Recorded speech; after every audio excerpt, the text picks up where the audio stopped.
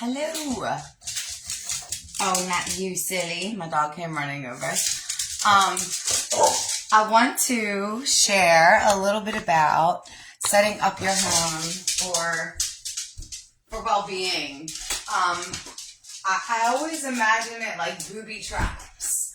And how we do this is by layering in the program.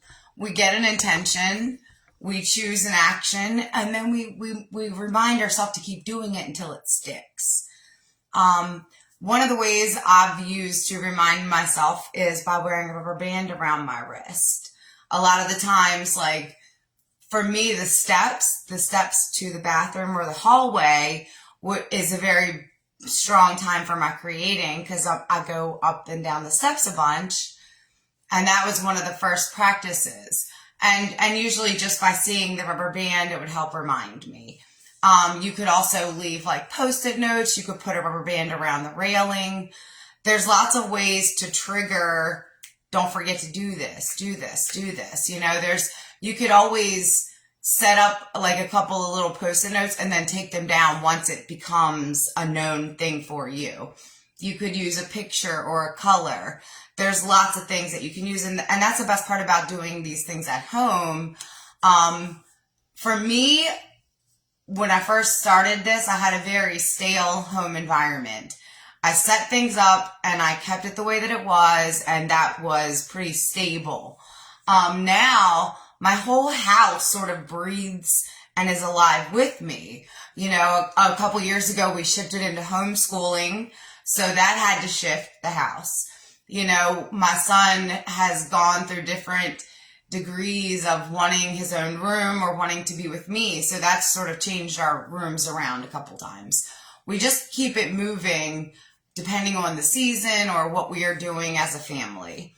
And I really encourage you to get comfortable with moving your things around. There's times in this house that the dining room has been the living room and the living room has been the dining room. I do things to suit me, not how I thought that I was supposed to do it. This is sort of where you let yourself break the program right at home. The thing is in the beginning of this, because I spent so much time at home, a lot of the time at home, I would just spend the time in my mind ruminating, complaining about what wasn't going right, what I didn't feel like I enjoyed. And I didn't know at the time that this is how I continued the layering in for experiences that I didn't enjoy. So when you're wanting to change your experience, when you're wanting to manifest reality on purpose, it's really important to address those down times. Hi! How's it going? Good. I got some goodies for you. Oh, I know. Oh my God, it's so much traffic. Okay, it's good to see you. Good to see you. Have a great long ass day. Yeah, 2 in a row. I know. Alrighty. See you. See ya.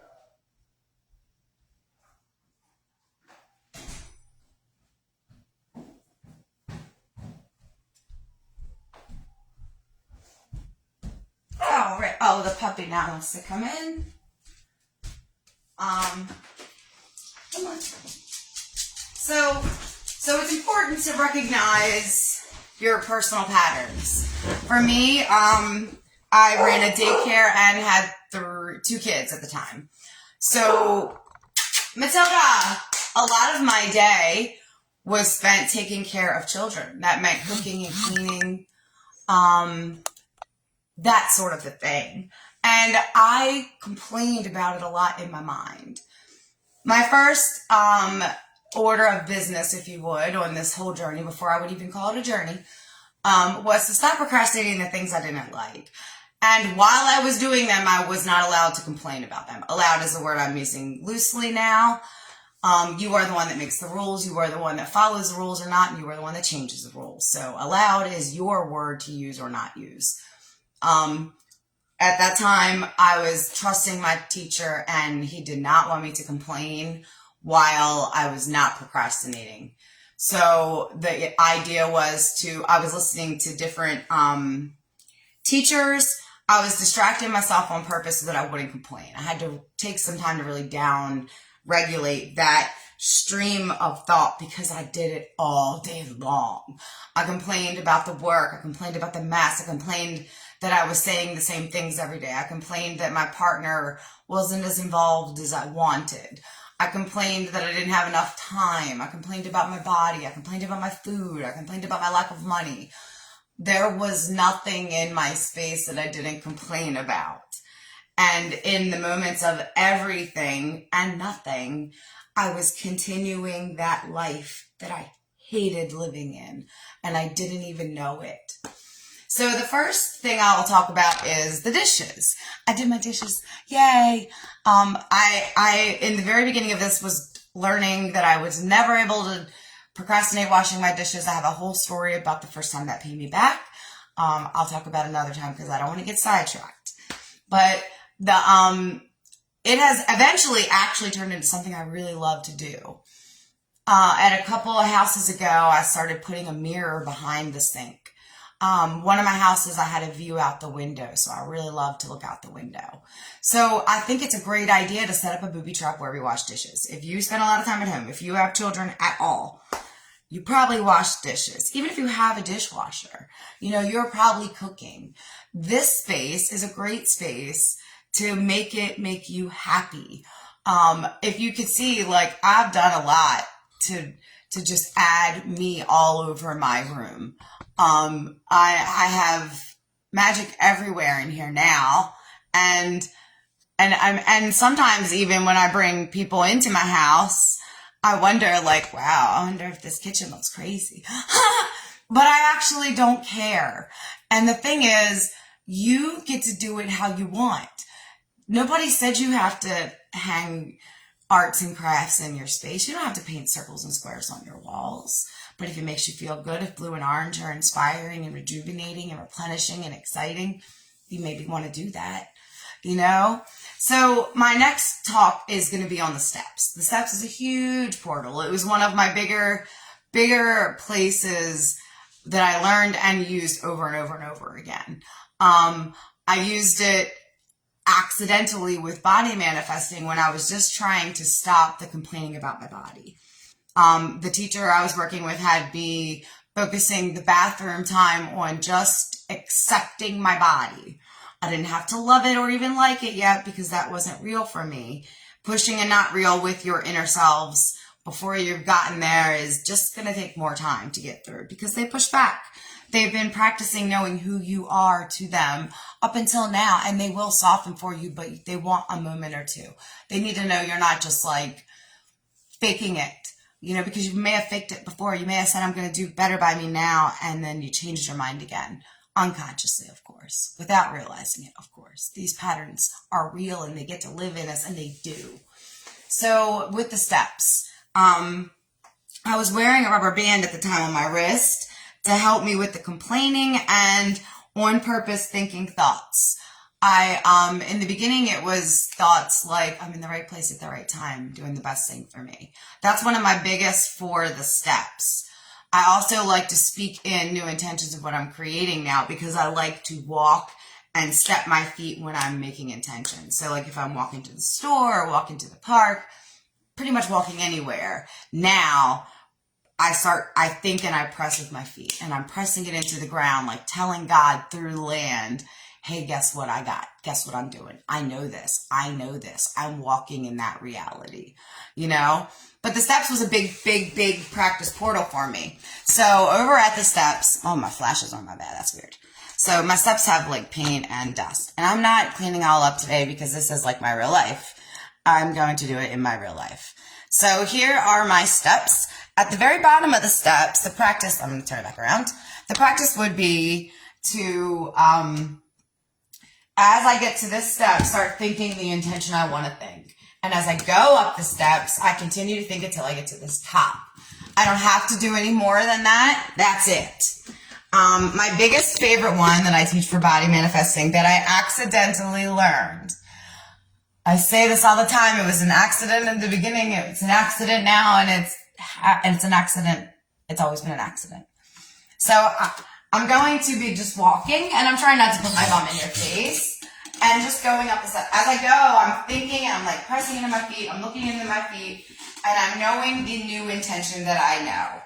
When I come back down, a lot of times I'm not doing the ritual. A lot of times I count. I just like counting. It kind of just soothes me. It's something I do all day. I'm counting steps, I'm counting time, I'm counting moments, I'm counting rotations. I just count. So in the steps, one of my favorite places is to layer in. I'm in the right place at the right time. This is going to be the best day.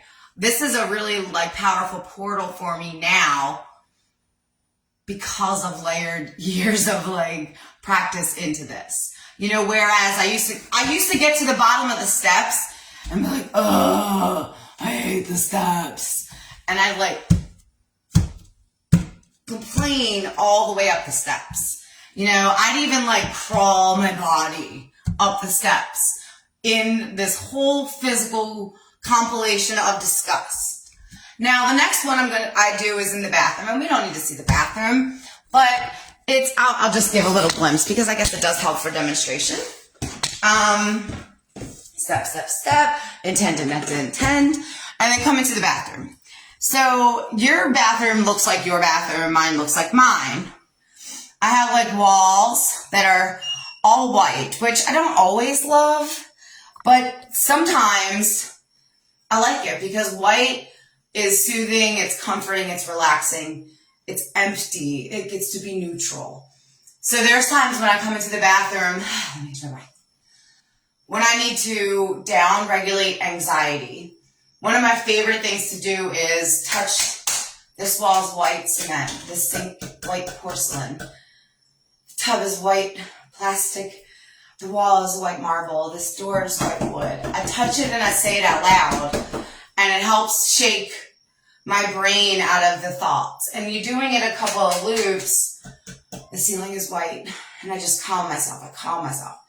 I put my hands on my body. Now, mind you, I'm usually on the toilet because I'm going to the bathroom, but you get the idea. I'm like, and that's if I need to do that in the bathroom. Otherwise, I would be in there appreciating my body. That was the first thing the teacher had me do there.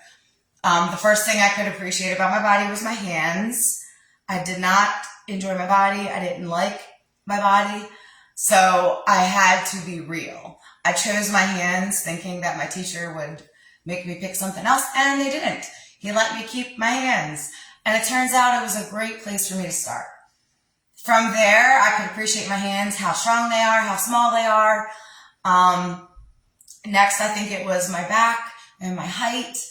And it just sort of spilled and spilled and spilled until eventually I liked all of me. I was able to accept all of me. And then I was able to like all of me. And now I get to love all of me. And all of me gets to love me back. And this process happened through letting where I am all day long work with me. You know, I didn't know that I was letting myself live in the program by living in the program. I didn't realize my complaining was that continuing. That's the soup of tomorrow. What you're doing now, tomorrow. What you're thinking now, tomorrow. Yes, you can begin a pivot now, but we live in momentum. And not a lot of things are automatic. That's why we be like, miracle, you know, and yeah, we get to do miracle. We can have miracle experience. We can have it continuous. But most of us are so not practiced at even getting our own way. The miracle's a stretch. So let yourself first just be okay with, maybe I could think something different. Maybe I could let it be okay. Maybe I could let it be okay instead of hating it. And then maybe okay would shift into, you know, this ain't so bad. I kind of like this part. I kind of like that part. And then you can even be wherever you are doing whatever you are doing with time, with practice, with deliberation, with intention. You can be wherever you are doing whatever you are doing and find stability in yourself. You can stay aligned. You cannot be sucked back into the loops that you hate. You'll see them coming. You'll feel your inner self shake and you'll know, get ready, press your big toes. Speak your words. It's time. You get to know, and then you get to pass these little inner spaces with yourself, and then you get to move on to the next one. And before you know it, that shit that you've been tripping on for years is not yours anymore. It's off your shoes. You're walking in the new you, and it's real. Other people can see it. You don't have to rubber band yourself anymore. You just know, and you're doing what's good for you. My best friend and I were just talking before we hung up, before I pushed yes on here. And she was saying, once you start doing it, you don't stop. Why would you stop? It's almost like any easy addiction, and having had experience in addiction, once you get a taste and it feels so good, why would you stop? Once you start letting yourself go into yourself, letting yourself discover yourself, letting yourself find the love that you are for yourself, that you do have for yourself, you won't stop. Even if you only are willing to say, this has got to be a happy accident, let yourself call it what you want to call it, but let yourself call it, this is just probably a good thing for me. Let it be good for you. Let it be good for you because you deserve it to be good for you. And when you're not sure, do the things to calm yourself down. Calm down the vessel that you create in, so that you can be the magnet of what you want, not the continuum of the momentum of already what's created. You already know this experience. You can know it with your eyes closed. You can know washing dishes. You can know brushing your teeth. Brushing your teeth. Yes, let's talk about this magic trick. Practice this. Whatever you're thinking about today, whatever you would like more of in your life in a joyful way, whether it's taking care of your children or making food for the family or going into work or socializing with your people after work, whatever it may be, whether it's your body, your car, your money, you pick something, and tomorrow or the next time, tonight maybe, it's early, tonight, when you brush your teeth, use your opposite hand. So most of us are going to use our left hand for this. Most of us are right-handed. Use your left hand. Use your toothbrush in your left hand the whole time. Pick it up, lube it up, rinse, and brush with your left hand. And begin to tell yourself that I'm having this better. I'm going to let this be easier. I'm going to just see what happens if I love me. La, la, la, la, la. Start brushing your teeth and saying those things. Pick 3 or 5 affirmations. I'm going to let this be easier. I don't know how, but I'm going to let it be easier. I'm just going to see what happens if I work with my energy and not with reality. What else? What do I have to lose? A couple of weird toothbrushing sessions? A couple of moments where I didn't think shitty about me? That's such a sacrifice when you really, really think about it. And it seems so small and stupid, you could just not do it. And tomorrow gets to be just like today, over and over and over again, until you are willing to pause the ego, engage with your whole self, and let things be different. If it's not different in your mind, it won't be different in your reality, no matter who, what, or where you are. This is how we create, period. You can be anywhere and begin to shift from your inner self. Once you get all of yourselves in coordination, you get your inner ducks in a row, and that little band will march and quack and show you things you have never seen before from exactly right where you are right now. Just like it did for me, just like it did for all the other people that I listened to in the beginning of this and was like, that's some vagueness. What if nobody comes for me? What if mine's not there? It's there. It's there. It's there, or you wouldn't be here. So, there. All right, I'm going to get back to the rest of this Tuesday. This is the first Tuesday in weeks where I get to just be me. I get to just take care of me. My littles are spending time with their dad, and I am going to let this day take really good care of me. I'm going to let this be the best day of my life. And when I see my littles again tomorrow, I'm going to be so restored, so relaxed, so rejuvenated, so ready to be back and engaged fully, because rest and replenishment is important even for the things that we love to do. We need breaks. We need to let ourselves reset. I'm kind of an introverted extrovert. You know, I need me time. And letting myself learn that and learn how to make those moments count have made the biggest impacts in all areas of my life, including my body. When I learned about walking up the steps and just zipping your girdle, that was just strengthening up my abdominal muscles and letting myself walk. And then I'm in the right place at the right time, doing the best thing for me. Next thing you know, my body started changing. But that's a whole body manifesting conversation that I'm always happy to have with anybody that wants to have it. I love when people find this. I love when people find all of this awakening. It's really, really, really wonderful to help other people find their way back to their home and to see it when it clicks that it's been there all along. It was right there all along in the dirty dishes. It's wild. So practice your left-handed toothbrushing. Tell yourself 3 or 5 affirmations. Do this for 8 or 10 days. And then message me. And anyone that has done this, you are totally invited. We'll do a free session.